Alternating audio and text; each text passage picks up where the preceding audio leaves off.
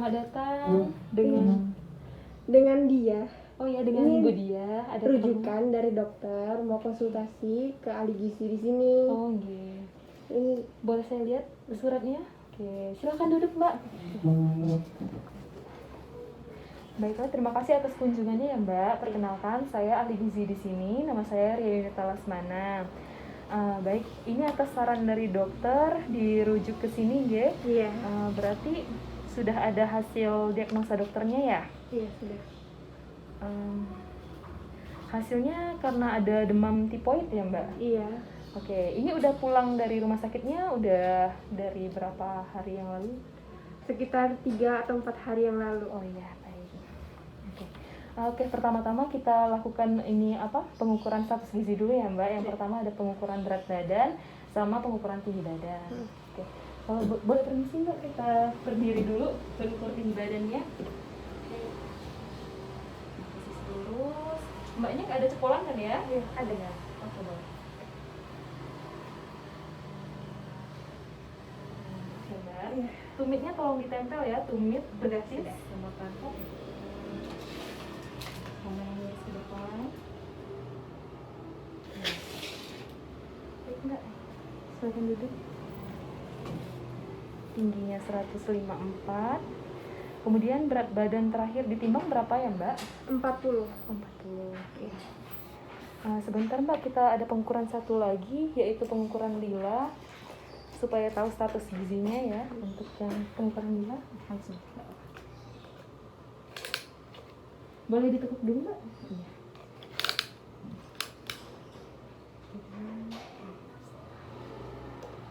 Sudah boleh diluruskan ya, Mbak?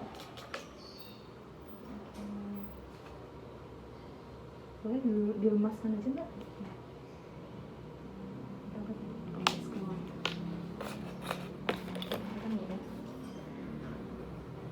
14,9. Oke. Baik, Mbak. Berdasarkan hasil perhitungan di screening gizi, tadi kan diketahui berat badan Mbaknya 40 ya? Iya. Sama tinggi badannya 154. Ini hasilnya adalah 16,87 kilogram per meter kuadrat. Itu masuk klasifikasi underweight ya, Mbak? Underweight itu masuk ke gizi kurang lah ya klasifikasinya. Nah, kalau untuk ini kategori yang normal itu ada di 18,5 ke atas. Jadi ini Mbaknya beresiko gizinya lumayan tinggi gitu. Sama persen lila setelah kita ukur dapat 74,71, itu masuk ke klasifikasi depresi berat, atau kalau bahasa ininya ada gizi kurang menuju gizi buruk gitu, Mbak. Oh iya. Maaf sebelumnya, Mbak, saya ingin menanyakan lebih jauh. Untuk beberapa waktu belakangan ini Mbak merasa ada penurunan berat badan nggak antara 3 sampai 6 bulan terakhir? Enggak. Oh, nggak ada penurunan berat badan. Oke. Kalau untuk penyakit yang Mbak derita kemarin waktu tipes itu, selama kurang lebih 5 hari lebihan itu mengalami penurunan nafsu, maksudnya mengalami penurunan asupan nggak dari daya terimanya? Iya. Oke. Nah, Mbak, berdasarkan hasil data screening, di sini kita dapati kalau misalkan skornya skor screening Mbak itu ada 4. Dimana kalau untuk pasien dewasa, usianya mohon maaf, Mbak, kalau boleh disebutkan berapa? 20 tahun. Oke, 20 tahun. Kalau untuk usia dewasa dengan skor yang lebih dari atau sama dengan 2, ini kan sudah melebihi, skornya ada 4, berarti itu beresiko tinggi. Walaupun Mbak sudah tidak dirawat inap, tapi harus tetap kontrol, kalau bisa kontrol ya, terkait dengan asupan makannya, status gizinya, sama status kesehatannya kepada dokter. Oke, ini beresiko tinggi, berarti nanti kita akan rencanakan mungkin meal plan atau kayak sebuah menu, terus kita konsultasi masalah gizinya gimana. Terus untuk masalah yang lain, seperti untuk riwayat penyakit dahulu, ada nggak, Mbak, selain yang tipe sekarang itu, penyakit apa lagi yang pernah diderita? Ada lambung. Oke, lambung. Ini gastritis masih akut atau maksudnya berulang atau udah kronis ya, Mbak, lambungnya? Berulang. Kalau untuk sekarang tipoid tapi sudah lumayan membaik ya. Iya. Mbaknya ada alergi makanan nggak? Enggak. Nggak ada. Enggak. Oke, saya mau tanya Mbak, kalau untuk pola kebiasaan makan per hari itu seperti makanan utama gitu, kayak nasi itu per harinya berapa kali dimakan? Nasi itu biasanya 2 kali. Iya. Paling sering. Iya. Kalau untuk snack makanan ringan jajanan begitu berapa kali sehari? Jarang sih kalau snack gitu. Satu kalian pun juga jarang? Jarang. Oke. Jarangnya nggak sampai 1 kali ya Mbak? Iya. Oke. Kalau untuk nafsu makan sekarang gimana Mbak? Baik atau masih kurang atau? Masih kurang. Oke. Kalau dari Mbaknya sendiri ada kesulitan mengunyah menelan kah? Enggak ada. Bisa via oral. Berarti terakhir kemarin pas waktu dirawat sempat diberikan makanan lunak atau makanan padat juga ya Mbak? Atau dari awal makanan padat? Lunak. Oh lunak. Oke. Kemarin pas waktu tipoid sempat mengalami diare kah Mbak atau gimana? Sempat tapi cuma sehari aja. Sehari aja. Iya. Untuk penanganan diarenya gimana Mbak? Itu diberikan obat ini atau Mbaknya yang maksudnya diberikan obat lalu berhenti atau dia berhenti sendiri atau gimana? Dia berhenti sendiri. Berhenti sendiri. Iya. Setelah itu banyak minum cairan kah atau bikin oralit atau? Iya. Mulai cairan. Oke. Baik Mbak, sebelumnya karena kita udah bahas masalah yang status gizinya, kemudian masalah-masalah lain terkait dengan status kesehatan Mbak, saya mau tahu nih Mbak, mau minta kesediaannya untuk merecall atau mengingat kembali asupan makan Mbak selama 24 jam terakhir. Jadi dari Mbak mulai bangun tidur sampai Mbak tidur kembali dalam 1 hari itu makannya apa saja. Oh, iya. Ya, jadi minta tolong diingat untuk yang makan pagi kemarin, makannya apa aja ya Mbak? Kemarin sop. Oh, ada sayur sop. Iya, sayur sop. Dimakan pakai nasi nggak? Iya, nasi. Oke. Kemudian ada apa lagi? Sama lauknya ada tempe. Oke, ada tempe. Iya. Masih ada lagi Mbak? Udah itu aja. Oke. Kalau saya boleh tahu Mbak, ini habisnya berapa banyak? Sayur sopnya, nasi sama tempe habis berapa banyak? Seberapa banyak ya? Seporsi. 1 porsi. Oh ya, kalau untuk kita pakai URT aja ya Mbak. Iya. Kalau misalkan ini ada leaflet bahan penukar.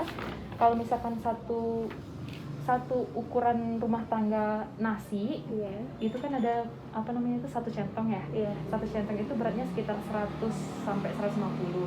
Nah, kalau yang untuk kemarin sampai berapa centong makan nasinya? 1,5. 1,5. Iya. Oke. Kalau untuk sayur itu dalam 1 porsinya kan sekitar 1 mangkokan gitu 100 gram. Nah, Iya. kemarin sampai kira-kira 1 mangkok kecil itu atau lebih atau gimana habisnya? Kurang dari mangkok kecil. Oke. Setengahnya ada Mbak? Atau? Iya, setengah. Oke. Nah, kalau untuk tempe habisnya kira-kira berapa Mbak? 1 potong atau lebih? 2 potong. 2 potong ukurannya ini sedang atau besar? Sedang. Tempenya. Oke. Untuk makan pagi saya ulangi sedikit ya Mbak. Ada sayur sop setengah porsi, kemudian nasi 1,5 centong dan tempe 2 potong sedang. Nah, pas untuk makan pagi ini di waktu jam selingan dari pagi menuju siang itu ada snack nggak Mbak dikonsumsi? Ada. Ada. Ini bubur ketan. Oh, bubur ketan. Iya. Bubur ketan habis berapa banyak ya Mbak? Semangkok kecil. Oh, sekitar 1 mangkok ya. Itu ininya belinya dalam bentuk yang gelasan gitu atau udah dibungkusin? Bungkus. Oh, oke, boleh. Kalau untuk makan siang yang kemarin Mbak? Yang kemarin ya, Iya. nasi campur. Nasi campur. Apa ya? Nasi, Campurnya telur, tempe kering,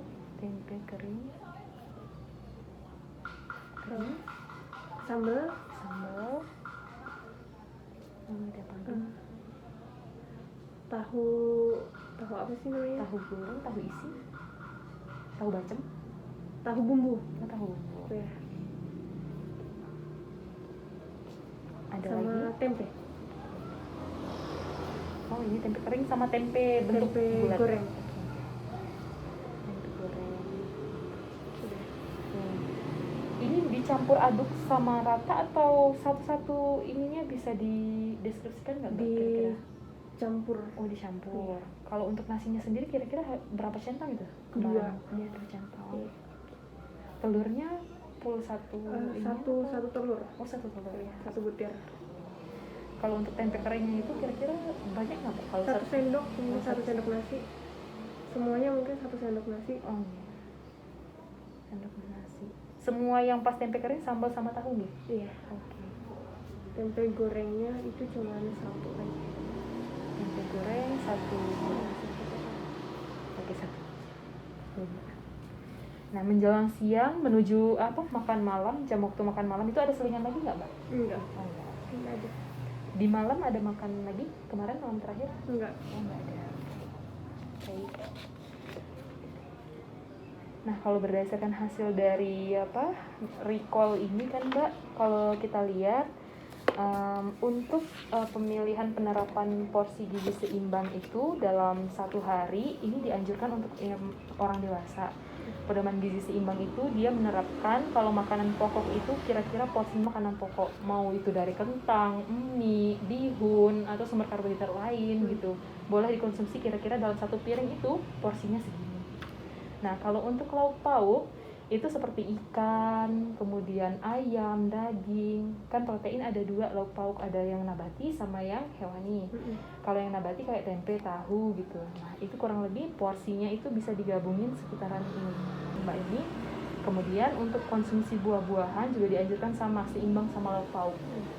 Nah, yang menjadi perhatian juga, yang porsinya harus lumayan besar itu ada di makanan pokok dan sayuran. Jadi per hari tadi kan kalau berdasarkan hasil recall yang kita kaji tadi kan, Mbak, untuk konsumsi sayur makanan Mbak dalam sehari itu konsumsi sayurnya cuma sangat terbatas ya, bisa kita bilang. Dalam 1 hari aja mungkin dalam 1 kali aja makan konsumsi sayur. Terus ini belum diiringi juga sama konsumsi buah. Mungkin kalaupun misalpun kita kurang suka misal sama sayur, bisa kita alihkan ke buah. Terus ini kalau untuk pedoman gizi seimbang sendiri, selain memperhatikan proporsi yang ada di isi piringku, kita juga menganjurkan untuk setiap melakukan maksudnya setiap kita mau makan atau setelahnya itu cuci tangan dulu. Nah, seperti yang kita ketahui juga tadi berdasarkan hasil diagnosa medisnya, Mbak terkena demam tipoid, Iya. Nah, yang seperti kita ketahui, demam tipoid itu kan dia berasal dari Salmonella typhi ya, yang dibawa oleh lalat. Bisa dia membawa bakteri dari kotoran yang dia hinggapin, kemudian dia tempel di makanan, mungkin terbang bebas gitu kan, Mbak. Kan kalau misalkan kita tidak menjaga higienitas dari tangan kita ataupun dari makanan yang terpapar atau terini sama lalat kan bisa mudah terinfeksi lagi, apalagi yang sudah pernah punya riwayat gitu kan, Mbak. Nah, sangat dianjurkan lagi untuk ini menjaga higien sanitasinya dulu sebelum mengkonsumsi makanan ataupun sesudahnya. Nah, kemudian terkait dengan yang tadi ada riwayat diare, waktu ini Mbaknya terkena demam tipoid, itu kan karena diare kita lemes kan biasanya. Asupan juga kayaknya mau makan banyak atau bentuk makanan biasa itu kayaknya nggak mampu gitu kan ya, susah gitu. Nah, yang paling penting kalau untuk orang diare itu dia untuk pemenuhan asupan cairannya, Mbak, minimal kan 8 gelas per hari untuk orang dewasa. Apalagi kalau misalkan dengan diare, maksudnya kalau sudah parah itu kan biasanya ditambahi sama larutan gula garam gitu, supaya elektrolitnya seimbang gitu, nggak lemes. Sama aktivitas fisik, Mbak, dianjurin juga minimal per hari itu kayak 30 menit. Nggak mesti yang berat-berat kok, Mbak. Maksudnya aktivitas fisiknya ringan-ringan aja gitu. Misalkan kalau untuk anak kos misalnya lagi kuliah gitu, selama menjalani perkuliahan yang lagi online gitu kan, Mbak, kalau misalkan lagi break kayaknya peregangan dulu atau gimana, atau jalan-jalan bolak-balik bentar gitu, kemana, ke WC atau kemana, ke dapur gitu kan, Mbak. Biar ada pergerakan juga dari tubuhnya kalau sehat, terus misalkan sehat lagi gitu. Mungkin tapi dari Mbaknya sendiri apakah ada masalah nggak, Mbak, kalau untuk makan itu memang ada, maksudnya membatasi atau memang ya udah saya mau makannya segitu aja gitu? Nggak membatasi, emang itu udah kayak nafsunya cuma segitu, pengen makannya cuma segitu. Cuma pernah nggak, Mbak, dalam satu periode, dalam 1 hari itu misalkan kita kita kasih planning buat diet yang karena Mbak riwayat tipes dan juga status gizinya itu kurang dari normal, maksudnya di bawah normal. Jadi kita itu kan merekomendasikan melakukan diet tinggi energi, tinggi protein. Nah, di mana diet tinggi tinggi protein itu kan lebih menekankan untuk meningkatkan asupan energi dan juga proteinnya. Energi itu kan bisa dari penyumbang terbesarnya ada dari karbohidrat juga, lemak juga, dan diutamakan juga protein juga, karena protein itu kan kalau untuk komponen tubuh, kalau kita asupan protein kita itu mencukupi kebutuhan kita per hari, kemudian meningkatkan status gizi, nanti ukuran lilanya juga akan lebih bertambah gitu kan, Mbak. Ini beberapa menu sama yang pengetahuan secara umum dulu ya, Mbak. Kalau untuk diet KTP itu biasanya bisa diberikan untuk pasien dengan KEP. KEP ini adalah kekurangan energi protein, di mana KEP ini tadi yang kita ketahui berdasarkan diagnosa gizi itu berdasarkan penilaian dari yang pengukuran lila yang saya lakukan tadi, kan hasilnya di bawah 23,5 gitu, Mbak. Berarti Mbak tergolong KEP ya, untuk ininya status gizinya. Nah, berarti diet yang direkomendasikan adalah TETP, di mana pemberian proteinnya nanti akan lebih tinggi dari dari diet yang orang-orang biasa, dari diet yang seimbang itu.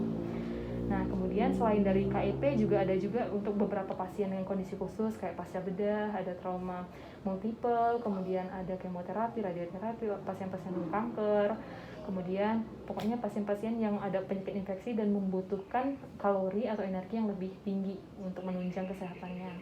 Nah, tujuan dari pemberian diet TETP ini adalah untuk memenuhi kebutuhan energi, protein yang meningkat untuk mencegah terjadinya kerusakan jaringan pada tubuh.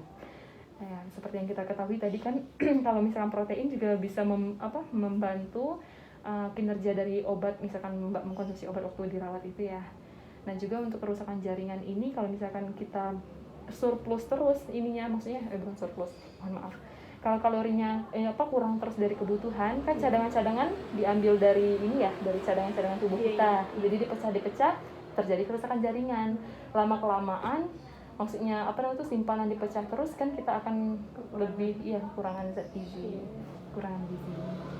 Kemudian untuk menambah berat badan hingga mencapai status gizi optimal. Nah, seperti yang kita ketahui tadi berdasarkan IMT-nya juga karena masih di bawah normal 16,87, nanti kalau misalkan kita targetkan per sekali makan itu kita tambahkan sekitar 500 kalori, tapi bertahap sih, Mbak. Kalau misalkan dari awal Mbaknya nggak bisa langsung plus naik misalkan 2100 kilokalori per hari, itu kan kita bisa, maksudnya kita modifikasi dulu dari awal, yang biasanya mungkin makan per hari itu 1500 kalori, bisa 1700 dulu, sampai 1800, 1900, sampai ke 2000 gitu, untuk menunjang peningkatan berat badan yang lebih signifikan lagi. Berarti itu sehari ya, dalam Jakoban tambahnya itu 500? Iya, benar Mbak. 500 kalori itu bisa kita bayangkan kira-kira penambahannya itu kayak satu porsi satu kali makan lagi. Tapi kalau misalkan Mbak enggak suka, maksudnya belum sesuai gitu sama porsi yang dengan penambahan satu porsi lagi, itu bisa kita alihin ke snacknya yang padat energi, yang tinggi energi, tinggi protein gitu, yang lebih, maksudnya yang bukan makanan ringan tapi yang lebih padat energinya. Nah, untuk syaratnya sendiri, mohon maaf saya jelaskan secara singkat aja ya, Mbak. Kurang lebih energinya tinggi, kisaran 40-45 kalori, proteinnya juga tinggi, 2,0 sampai 2,5 per kilogram berat badan Mbak. Lalu lemaknya diberikan cukup saja, karena kan kalau terlalu tinggi juga nanti nggak balance ya, Mbak. Terus kemudian karbohidratnya cukup, sisa dari perhitungan ketiga komponen ini. Kemudian vitamin dan mineral sesuai kebutuhan Mbak, sesuai usianya, sesuai angka kecukupan gizi. Lalu untuk pengaturan dietnya, makanan yang diberikan itu ini yang seperti saya bilang tadi, kalau tidak mampu ditambah per satu porsi lagi satu kali makan, bisa kita selingi, kita bikin selingannya sampai 3 kali per hari, Mbak. Ya, jadi 3 kali makan utama dan 3 kali snack. Kemudian untuk yang pengolahannya yang dianjurkan itu bisa digoreng, ditumis, dikukus. Penggunaan lemak minyak pun kita nggak ada pembatasan, yang maksudnya nggak terlalu yang tinggi juga, tapi bisa disarankan juga yang berminyak digoreng gitu, supaya nanti bisa menambah komponen energi, lemak dan protein itu ya, Mbak ya. Oke. Kemudian penambahan kalori dapat ditargetkan juga peningkatannya itu secara bertahap yang sudah saya sampaikan tadi. Lalu ada penambahan makanan ekstra oral. Ini kalau di rumah sakit misalkan ya, Mbak, kalau misalkan pasiennya terjadi penurunan kesadaran atau lemes gitu, atau nggak mampu gitu, untuk makan makanan yang dalam porsinya lumayan cukup besar, biasanya kita dari rumah sakit itu bisa memberikan oral nutrition supplement gitu. Ada dalam bentuk kayak susu formula gitu, tapi sesuai usia, ada untuk sama penyakitnya juga. Jadi itu susunya itu atau makanan ekstra oral suplemen itu diformulasikan dalam satu kali pemberian itu dia padat energi, padat protein. Jadi sekali minum itu kira-kira kalorinya sekian gitu. Maksudnya sesuai sama takaran yang kita udah targetkan gitu lah Mbak. Jadi dia nggak perlu terlalu banyak makanan dalam bentuk yang utuh. Tapi kalau itu udah kondisinya yang sangat lemas dan nggak bisa makan secara oral ya Mbak. Nah, kemudian untuk bahan makanan yang dianjurkan boleh, sebenarnya ini nggak ada pantangan yang gimana juga ya Mbak. Semua makanan kalau untuk kasus yang TETP dan tidak ada alergi, tidak ada penyakit khusus yang menyebabkan gangguan kesehatan atau yang lain, semua makanan itu bisa kita konsumsi. Cuma ini kalau untuk kejar pertumbuhan maksudnya kejar berat badan, porsinya yang kita lebih perhatikan lagi. Kalau saya boleh tahu, Mbaknya paling suka konsumsi makanan kesukaannya apa aja? Nasi ayam hampir setiap hari atau ini? Nasi ayam gitu. Iya, oke. Kalau untuk ini untuk keberagaman makanan sendiri biasanya sering ini nggak Mbak? Nggak cuma nasi ayam, apakah pernah sering juga nasi ikan atau nasi telur gitu atau? Sering juga, cuman nggak sesering itu. Oke. Paling dominan nasi ayam gitu ya per hari ya. Kalau berdasarkan pedoman gizi seimbang itu kan Mbak, kita boleh beragam ya. Nggak cuma itu, karena tergantung sama kesukaan juga mungkin ya, karena dari faktor kita sukanya makan itu, jadi berulang-ulang per hari itu makannya itu aja.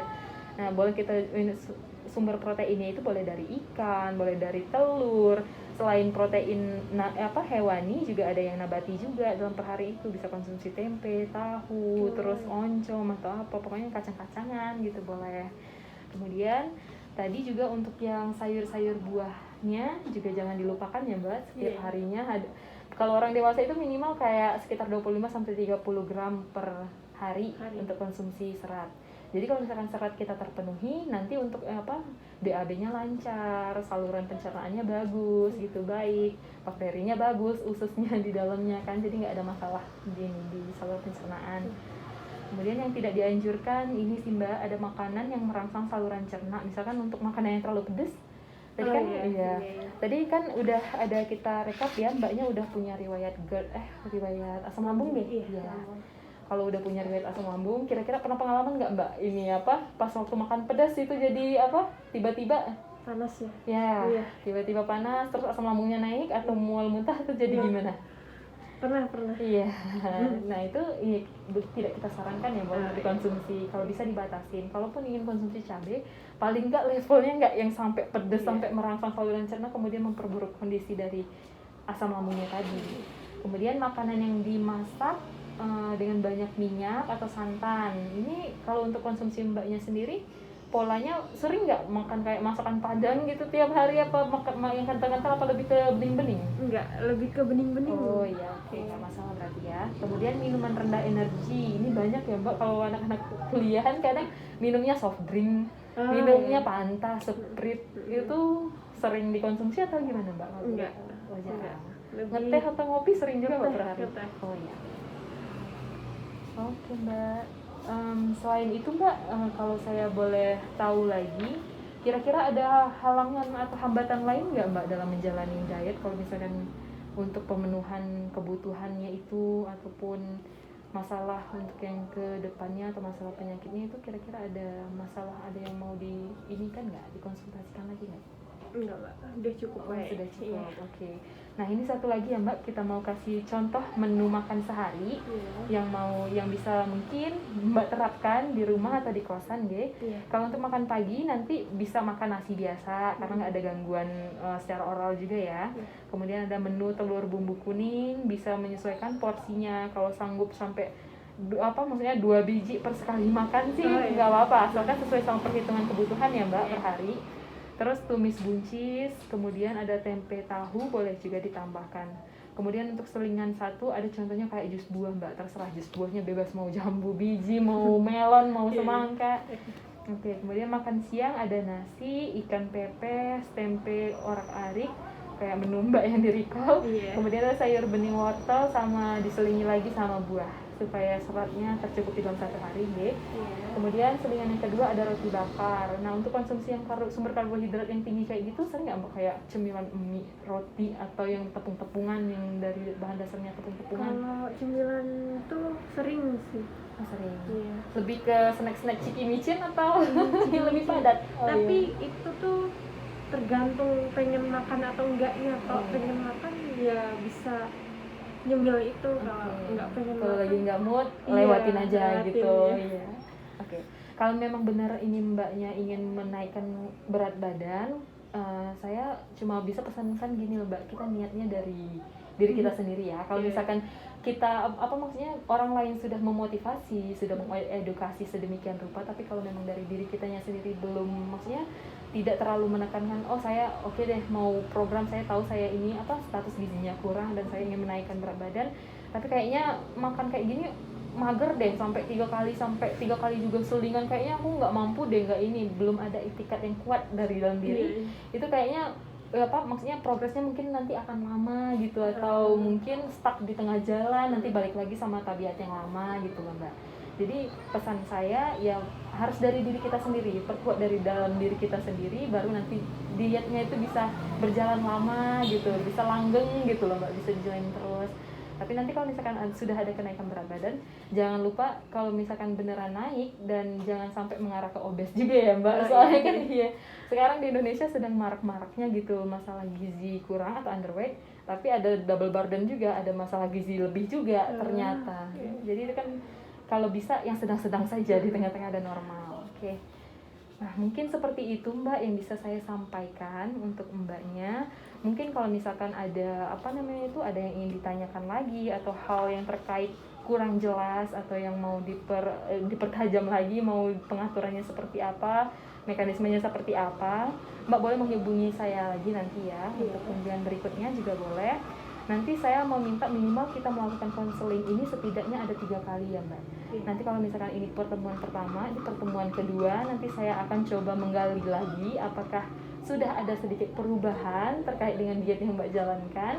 Kemudian pertemuan yang ketiga mungkin ada kayak kita menentukan gitu, diet yang diberikan ini sudah sesuai atau sudah cocok, dan bisa cocok nggak dilanjutkan untuk seterusnya seperti itu.